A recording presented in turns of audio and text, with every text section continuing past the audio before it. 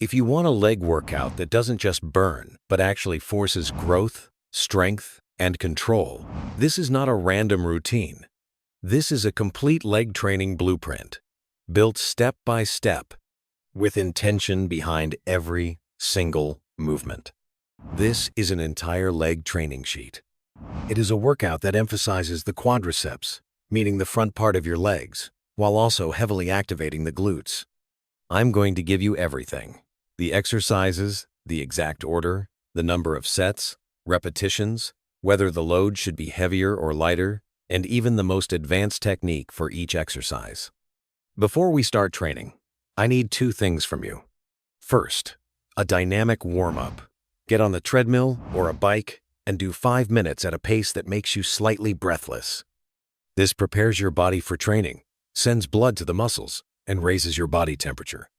After that, move to the first exercise and perform 2 warm-up sets. The first set should use about 20 to 30% of the load you normally use. The second set should be heavier, around 50 to 60%. It will burn, and when it burns, you stop. You don't need to reach failure, and you don't need to be excessively fatigued here. The first exercise in this workout is the 45-degree leg press. I place it here because I want more spinal stability. I don't want your spine to fail before your legs and become the limiting factor. You will do only 2 sets, and you will apply a cluster set.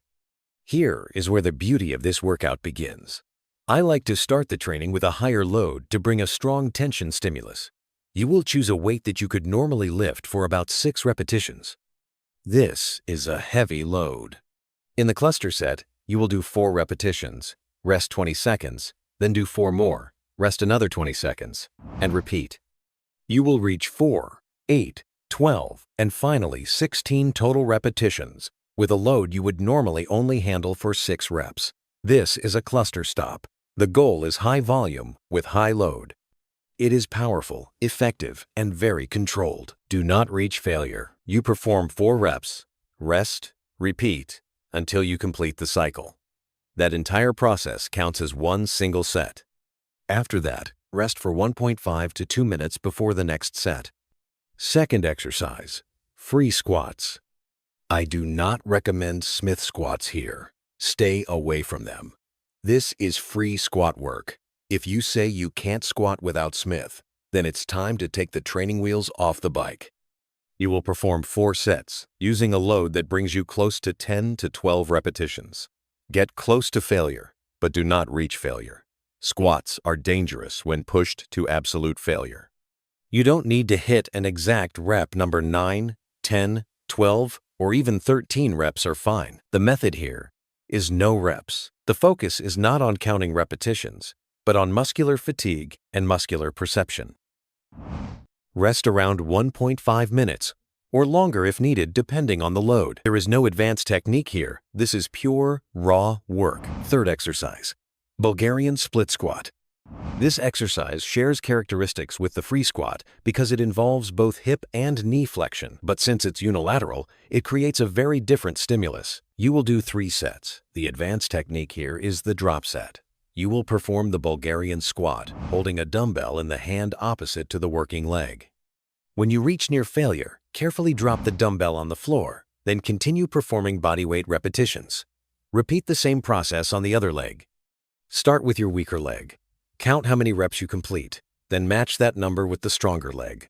Rest 1 to 1.5 minutes between sets. Now it's time to work the hamstrings. We start with the seated leg curl. This is the first posterior chain exercise, and this is intentional. I like to introduce higher loads at this stage. You will use a heavier weight and apply a peak contraction technique. Perform 3 sets with a load that limits you to around 6 to 8 repetitions. Each repetition includes a 3-second hold at the top of the movement. Pull, hold for 3 seconds, then return slowly. When you can no longer hold the contraction, you may perform a few more repetitions without the hold. Once failure approaches, stop. Next, we move to the lying leg curl. The seated curl works the hamstrings with the hips flexed, while this exercise works them with the hips extended. changing muscle length and stimulus. Here, you will again perform 3 sets, but the repetitions increase to around 10 to 12. Work close to failure and apply a drop set. Reduce the load and continue until you are again close to failure. Rest up to 1.5 minutes. Now we add another variation, unilateral standing leg curl. This allows individual leg work. If your gym doesn't have the machine, you can perform single leg curls on a standard leg curl bench. You will perform 3 sets of around 15 repetitions. The technique here is no stop, meaning you move from one leg directly to the other without resting. You may notice a drop in repetitions on the weaker leg, and that is normal. Accept it and continue. Finally, we move to calves. I chose the standing calf raise. If you don't have a standing calf machine, you can use the Smith machine. Place your foot on a step and secure it properly to avoid slipping. You will perform 4 sets. 2 sets with heavier load for 10 to 12 repetitions, followed by 2 sets with lighter load for around 30 repetitions. Rest about 1 minute between sets. The advanced technique here is peak contraction. Rise up, squeeze hard for 3 seconds, lower fully, stretch the heel down, then repeat. This is a complete leg workout, structured, intentional, and designed to push strength, control, and muscular development to the next level.